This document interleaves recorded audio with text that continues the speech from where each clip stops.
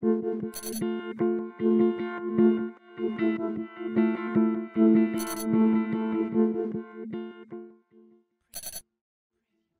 à tous.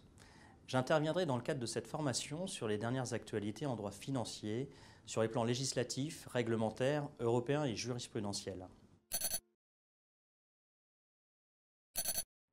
Nous verrons comment la loi bancaire est venue renforcer les pouvoirs des régulateurs français. Je pense bien entendu à l'autorité des marchés financiers, l'AMF, et à l'autorité de contrôle prudentiel et de résolution, la CPR. Par exemple, les pouvoirs des enquêteurs et des contrôleurs de l'AMF ont été harmonisés. Les contrôleurs de l'AMF pourront se faire communiquer tout document nécessaire à l'exercice de leur mission, quel qu'en soit le support. Les contrôleurs de la CPR se sont vus octroyer le pouvoir de recourir à une identité d'emprunt.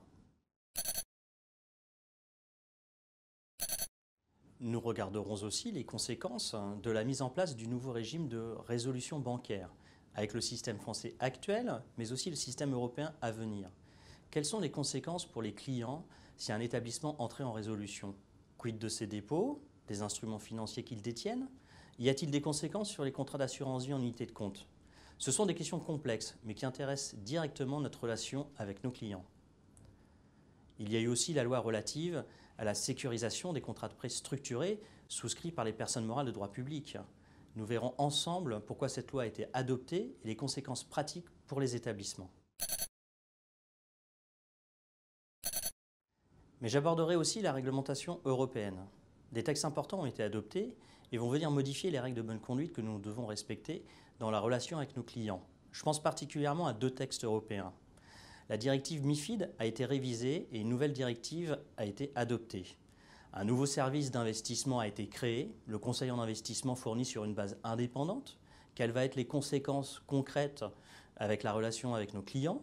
Il y a aussi des obligations de conservation des documents qui vont être renforcées.